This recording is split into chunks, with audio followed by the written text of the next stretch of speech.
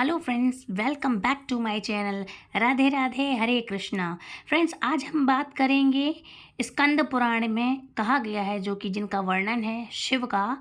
तो स्कंद पुराण के मुताबिक जो स्वधर्म का पालन करने वाले महात्मा और शिव पूजा के विशेषज्ञ हैं, जिन्होंने गुरु के मुख से भगवान शिव की दीक्षा ली है, जो निरंतर शिव की पूजा करते हैं, मैं उनमें संलग्न रहने वाले, मन में दृढ़ विश्वास रखकर संपूर्ण विश्व को शिव के रूप में देखते हैं और उत्तम बुद्धि का आश्रय जो लेकर सदैव सदाचार का पालन करते हैं और अपने वर्ण धर्म का तथा आश्रम में स्थित रहते हैं। वे ब्राह्मण, क्षत्रिय, वैश्य, शूद्र, फिर शूद्र कोई भी क्यों ना हो, लेकिन वे भगवान शिव के परम प्रिय होते हैं। और ऐसे भक्तों के लिए यह श्रावण मास एक अत्यंत स्वर्ण अवसर लेकर आता है, जब वे भगवान शिव की उपासना और साधना में अभिवृद्धि कर सकते हैं। इस पवित्र श्रावण मास में हम श्रवण कर रहे हैं भगवान शिव के 12 ज्योतिर्लिंगों की कथा। आज इस श्रृंखला में हम श्रवण करेंगे महाराष्ट्र में स्थित खुशमन की पौराणिक कथा। आज की कथा थोड़ी लंबी हो सकती है, क्योंकि इस कथा के अंत में आज हम आपके लिए भगवान शिव का एक विशेष संदेश लेकर आए हैं, तो अंत तक इसे ज़रूर सुनिए। शिवलिंग शिलसूत गोस्वामी नैमिषारण्य में एकत्रित हुए ऋषियों को इस दिव्य ज्योतिर्लिंग के आविर्भाव की कथा सुनाते हुए कहते हैं कि एक समय दक्षिण में स्थित देवगिरी पर्वत पर सुधर्मा नामक एक ब्राह्मण रहते थे। वे भारद्वाज मुनि के कुल के वंशज थे। उनकी एक सुयोग्य पत्नी थी, जिसका नाम था सुदेवा दोनों पति पत्नी धर्मपरायण थे और सुधर्मा नित्य अग्निहोत्र किया करते थे। तीनों काल की संध्या करने के कारण सुधर्मा की कांति सूर्य के समान तेजस्वी हो चुकी थी। धनवान होने के साथ साथ वे दानी भी थे, परंतु जैसा कि इस भौतिक जगत का नियम है, उनके जीवन में भी एक दुख था, और यह दुख था कि इस दंपति की कोई संतान नहीं थी। सुधर्मा तो तत्वज्ञानी थे और अपनी पत्नी को समझाने का प्रयास भी करते थे, लेकिन सुधा थी कि उनके मन को ये सुधा थी कि संतोष नहीं था। वह बार बार अपने पति को संतान प्राप्ति के लिए कुछ प्रयास करने के लिए कहा करती थी। संतान प्राप्ति करने की उनकी इच्छा अब दिन प्रतिदिन बढ़ती जा रही थी, और आखिर एक दिन हुई एक घटना ने उनके जीवन में एक बड़ा महत्वपूर्ण मोड़ ले लिया। एक दिन सुदेवा की पत्नी पड़ोसन की स्त्री के साथ कुछ बहस उनकी हो गई, और उसमें उस स्त्री ने सुदेवा को ताना मारते हुए कहा, अरे ओ पुत्र विहीन स्त्री, किस बात पर तुझे इतना घमंड हो रहा है? क्या तेरे पास अपनी संपत्ति बांटने के लिए कोई पुत्र है, जो तू इतना चिल्ला रही है? तेरे मरने के बाद तेरी संपूर्ण धन संपत्ति को राजा द्वारा छीन लिया जाएगा, और फिर भी तू अभिमान कर रही है। अब यह बात सुदेवा के मन और शरीर में आग की तरह फैल गई। वह इसे सहन नहीं कर पाई। उसने अपने पति सुधर्मा से जाकर अपनी व्यथा को सुनाया। सुधर्मा जानते थे कि यह एक स्त्री सहज मातृत्व की हट है। उन्होंने अपनी पत्नी को समझाते हुए कहा कि हमें अपने ईश्वर पर निर्भर रहना चाहिए। मनुष्य अपने भाग्य के सामने निसहाय होता है, लेकिन आज सुधा के मन में अपने पति की एक भी बात नहीं जा रही थी। आखिरकार अपनी पत्नी के मन को शांत करने के लिए सुधर्मा ने एक उपाय किया। उन्होंने 2 फूल दिए और उन्हें अत्यंत हृदय पूर्वक प्रार्थना अर्पित करते हुए भगवान शिव को अर्पित किया। भगवान शिव ने मार्गदर्शन की याचना करते हुए सुधर्मा ने उन दोनों फूलों को अपने एक साथ ही हथेली में रखा और अपनी पत्नी से कहा कि वे इन 2 फूलों में से किसी एक को चुने। सुधर्मा ने मन ही मन यह निर्णय किया था कि अगर सुदेवा दाएं हाथ का फल चुनेगी तो इसका अर्थ यह होगा कि भगवान शिव का संकेत है कि उन्हें पुत्र प्राप्ति होगी। तत्पश्चात सुधा ने भगवान शिव से प्रार्थना की और बाएं हाथ का फूल चुना और इस प्रकार भगवान शिव का संकेत भी यही था कि उन दोनों पति पत्नी के भाग्य में संतान सुख नहीं था। यह देखकर सुदेवा अत्यंत निराश हो गई, लेकिन अभी भी वह हार मानने वाली नहीं थी। अब उसने एक नवीन सुझाव देते हुए अपने पति से कहा कि अगर मेरे द्वारा आपको संतान प्राप्ति नहीं हो सकती तो आप दूसरा विवाह कर लीजिए और मुझे संतान प्रदान कर दीजिए। सुदेवा की ऐसी बात सुनकर सुधर्मा अत्यंत आश्चर्यचकित रह गए, लेकिन सुदेवा दृढ़ निश्चय थी। एक दिन वह अपनी छोटी बहन खुशमा को लेकर आ गई और अपने पति से प्रार्थना करने लगी कि आप इससे विवाह कर लीजिए और हमें एक संतान प्रदान करवाइए। सुधर्मा ने उसे समझाने का प्रयास करते हुए कहा कि अभी तो तुम हठ कर रही हो, लेकिन बाद में जब खुशमा को पुत्र प्राप्त होगा तब तुम ही उससे स्पर्धा करोगी और तुम्हारे मन में उसके प्रति द्वेष उत्पन्न होगा। सुधर्मा ने अपने पति की बात को नकारते हुए कहा कि वह अपनी छोटी बहन से अत्यंत प्रेम करती है और ऐसी स्थिति कभी उत्पन्न नहीं होगी। सुधर्मा अपनी पत्नी की हट के आगे हार गए और खुशमा से विवाह कर लिया। खुशमा एक आदर्श पत्नी की तरह अपनी बड़ी बहन और पति की सेवा करती रही। वह भगवान शिव की महान भक्त थी। प्रतिदिन 101 पार्थिव शिवलिंग बनाकर वह उनकी विधिवत पूजा करती थी और पास ही के तालाब में नित्य उनका विसर्जन करती थी। इस प्रकार उसने 1 लाख शिवलिंग उसके हो गए, प्रतिदिन जो वो पूजा करती थी।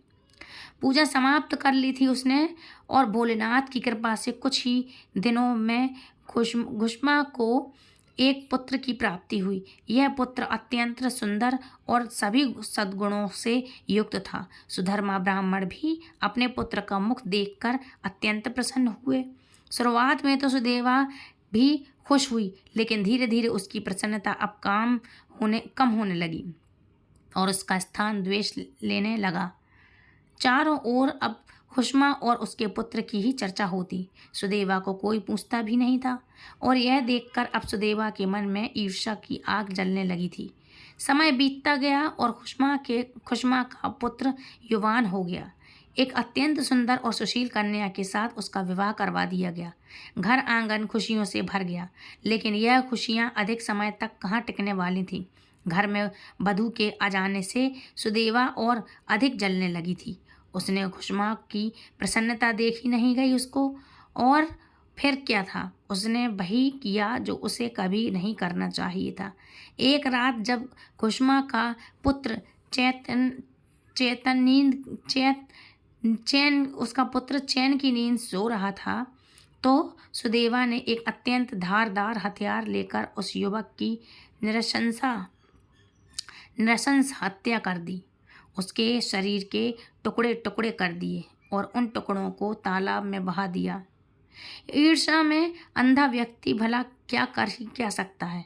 यह वही तालाब था जिसमें खुशमा शिवलिंग विसर्जित करती थी। खुशमा के सुखी पारिवारिक जीवन में भयंकर तबाही लाने के बाद सुदेवा का मन अब शांत हो गया था। इतना सब कुछ करने के पश्चात वह घर में वापस आकर इस प्रकार गहरी नींद में सो गई जैसे बरसों बाद सोई हो। अगली सुबह सुधर्मा, सुदेवा और खुशमा अपने अपने नित्य कर्मों में लग गए। सुदेवा के मुख पर एक अलग चमक सी आ गई थी।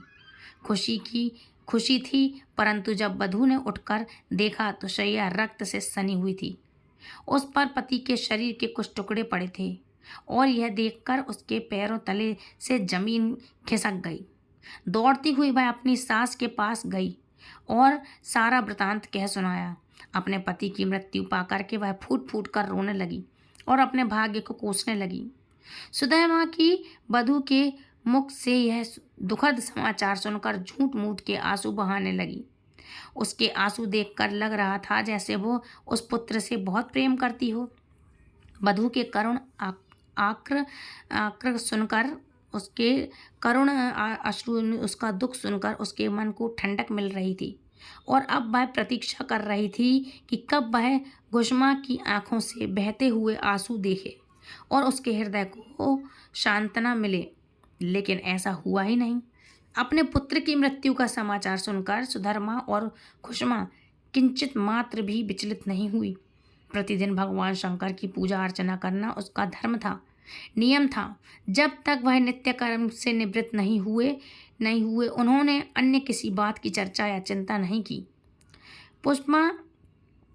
पुष्पा ने सोचा कि जिन्होंने उसे यह पुत्र प्रदान किया था वही उसकी रक्षा भी करेंगे।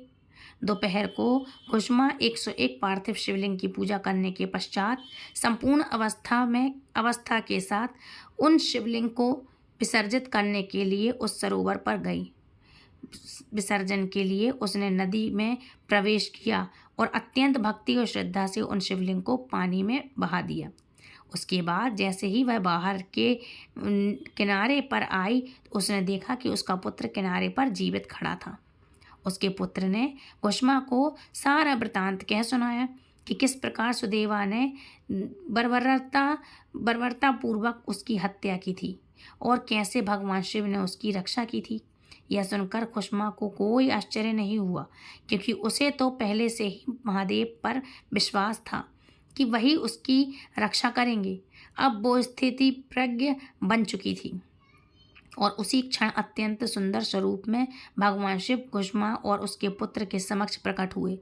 महादेव ने कुसुमा से कहा कि वे उसकी भक्ति और निष्ठा से अत्यंत प्रसन्न हुए हैं, इसलिए वह उसे कुछ वर देना चाहते हैं। और साथ ही उन्होंने कुसुमा से कहा क्योंकि सुदेवा ने उसके निर्दोष भक्तों के साथ ऐसा दुर्व्यवहार किया है, इसलिए वे इसी क्षण अपने त्रिशूल से उसका सर्वनाश कर देंगे। यह सुनकर कुसुमा ने सर्वप्रथम भोलेनाथ से प्रार्थना की कि वे उनकी बहन सुदेवा को क्षमा कर दें। उसकी यह करुणा देखकर शिवजी को अत्यंत आश्चर्य हुआ और आखिर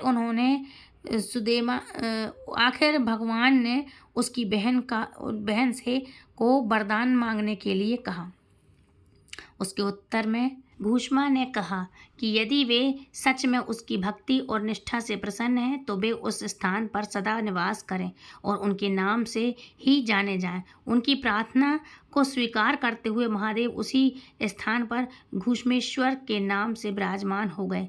जिस सरोवर में घुमा नित्य शिवलिंग का विसर्जन किया करती थी उसे भगवान शंकर ने शिवालय की उपाधि दी और उसके साथ ही भगवान शंकर ने कुसुमा को यह वरदान भी दिया कि आने वाले समय में उसकी 101 पीढ़ियों में अत्यंत धर्मपरायण पुत्र उत्पन्न होंगे जो उसके कुल का गौरव बढ़ाएंगे। इतना कहने के बाद महादेव ज्योतिर्लिंग के रूप में वहाँ स्थित हो गए और वे ज्योतिर्लिंग उस दिन से घुश्मदा के नाम से प्रख्यात हो गया, घुश्मेश्वर शिवलिंग के नाम से प्रख्यात हो गया। तो जब सुदेवा ने युवक को जीवित देखा तो लज्जा के मारे वह कुछ न कह पाई। अपनी भूल को स्वीकार करते हुए उसने अपने पाप के लिए प्रायश्चित किया और इस प्रकार उसके मन का मैल भी मिट गया और वे सभी सुखपूर्वक रहने लगे। कुशलमेष महादेव अपने दर्शन करने वाले भक्तों की सभी मनोकामनाएं पूरी करें और मृत्यु के बाद मोक्ष की प्राप्ति करवाते हैं महादेव, घुश्मेश्वर महादेव। जब भी हम इस ज्योतिर्लिंग की कथा को सुनते तो हैं और पढ़ते भी हैं तो हमें घुश्मेश्वर शिवलिंग की ईश्वर के प्रति दृढ़ श्रद्धा और उसके क्षमाशीलता स्वभाव को याद करना चाहिए।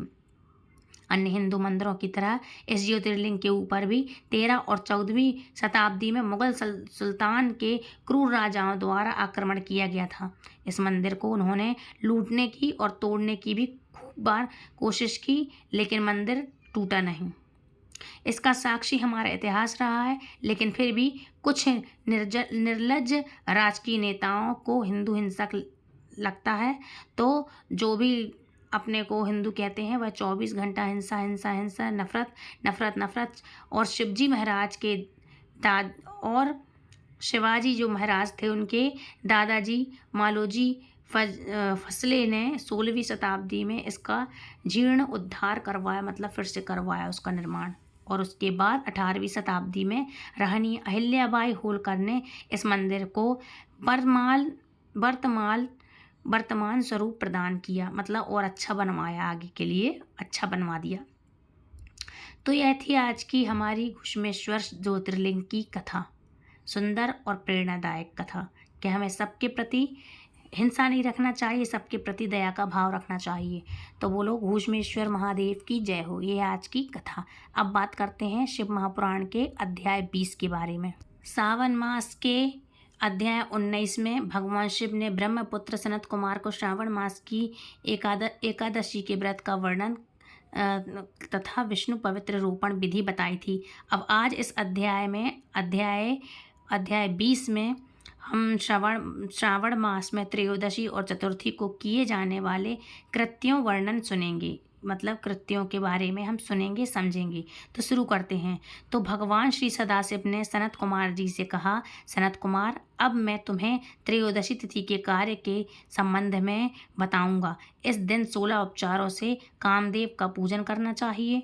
अशोक, मालती पुष्प देवताओं को प्रिय, कमल, कोतुम तथा बकुल पुष्पों और अन्य प्रकार के भी सुगंधित पुष्पों, रत्न, अक्षत, पीले चंदन, शुभ सुगंधित द्रव्यों तथा पुष्टि प्रदान करने वाले तथा तेज की वृद्धि करने वाले और अन्य पदार्थों से पूजन करना चाहिए। नैवेद्य और मुख के लिए रोचक तांबूल यानी पान अर्पित करना चाहिए। पान में चिकनी उत्तम सुपारी, खैर चूना, जावित्री, जायफल, लवंग मतलब इलायची, नारियल के पत्ते, नारियल के पतले छोटे टुकड़े मतलब नारियल के लच्छे, सोने तथा चांदी में बर्क, कपूर और केसर, इन पदार्थों को मिलाना चाहिए। मगध देश में उत्पन्न होने वाले श्वेत वर्ण पके हुए पुराने दृढ़ तथा रसमय तांबूल सबरासुर के शत्रु कामदेव की प्रसन्नता के लिए अर्पित करना चाहिए। उसके बाद मोम से बनाई गई बत्तियां से कामदेव का निरंजन करें और पुनः पुष्पांजलि प्रदान करें। कामदेव के विभिन्न नामों को कहकर प्रार्थना करनी चाहिए कि हे सनत कुमार, मैं तुम्हें उन नामों को बतलाता हूँ। समस्त उपनाम से सुंदर प्रधुमन नामक भगवान श्री कृष्ण चंद्र जी महाराज के पुत्र मीनकेतन, कंदर्प, अनंग, मनमत मार, कामात मम, संभूत छक, केतु और मम मानो भव कस्तूरी से सुशोभित, जिनका वक्षस्थल अलिन के चिन्हों से अलंकृत है। हे पुष्प धवन, हे श्रमसुर के शत्रु के कुशमेश हैं। रतिपति, हे मकर ध्वज, हे पंचे, हे मदन, हे समर, हे सुंदर, देवताओं की समृद्धि के लिए आप शिव के द्वारा गदगद हो गए हैं। उसी कार्य से आप परोपकार की मर्यादा कहे जाती है। आपके दिग्विजय करने में बसंत की सहायता निमित्त मात्र है। इंद्र दिन रात आपका मनोरंजन करने में लगे रहते हैं, क्योंकि अपने पद से होने की शंका में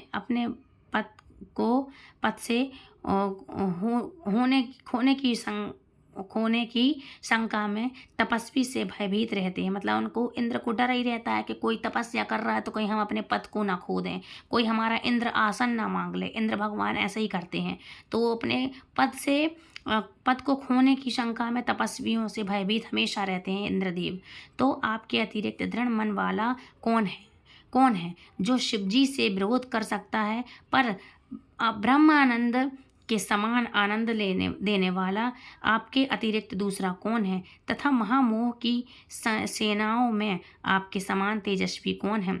अनिरुद्ध के स्वामी और मलय गिरी पर उत्पन्न चंदन तथा अग्र से सुत्वा विग्रह वाले जो देवेश्वर कृष्ण पुत्र हैं, वह आप ही हैं। हे शरतकालीन चंद्रमा के उत्तम मित्र हैं। जगत की सृष्टि के कारण जगत पर विजय के समय दक्षिण दिशा तथा पवन देव आपके सहायक थे। हे नाथ, आपका सहस्त्र महान, निष्फल न होने वाला, अत्यंत दूर तक जाने वाला, मम स्थल का छेदन करने वाला, करुणा शून्य तथा प्रतिकार रहित है। सुना गया है कि वह अत्यंत कोमल होते हुए भी महान महान शोभे करने वाला है और अपने तुल्य पदार्थों को भी दर्शन मात्र से ही शुभत करने वाला है। जगत पर विजय करने में सहायक होने से प्रवृत्तियां ही उसका मुख्य अलंकार हैं। हे विभो, आपने सभी शेष देवताओं को उपहास के योग्य बना दिया, क्योंकि ब्रह्मा जी अपनी पुत्री के काम सख्त हो गए, विष्णु जी वृंदा के अनुरक्त कहे गए हैं और शिव जी पर स्त्री के कारण अस्प हो गए। इंद्र ने अपनी सत्ता में रहकर महर्षि गौतम की पत्नी अहिल्या के संग दुष्कर्म में निरंतर हुआ बहुत काल व्यतीत किया। चंद्रमा ने बृहस्पति की पत्नी का अपहरण किया तथा वशिष्ठ ने विश्वामित्र का तप भ्रष्ट किया। यह सब कामदेव के बाण के घायल होने के कारण ही हुआ। हे मदन, यह वर्णन मैंने मुख्य रूप से किया है, अधिक कहने से क्या लाभ है। हे मदन, इस संसार में बिरले ही जितेंद्रिय ब्राह्मण मिलेंगे जिन्हें आपने वशीभूत ना किया हो। अतः हे भगवान, जिनकी इसकी की हुई पूजा से आप प्रसन्न हो, श्रावण मास में शुक्ल पक्ष की त्रयोदशी तिथि दिन के पूजा करके कामदेव प्रवृत्ति मार्ग के विष संयुक्त व्यक्ति को अत्यधिक पराक्रम तथा शक्ति कहते हुए और निवृत्त मार्ग में संग व्यक्ति से अपने विकास को हर लेते हैं।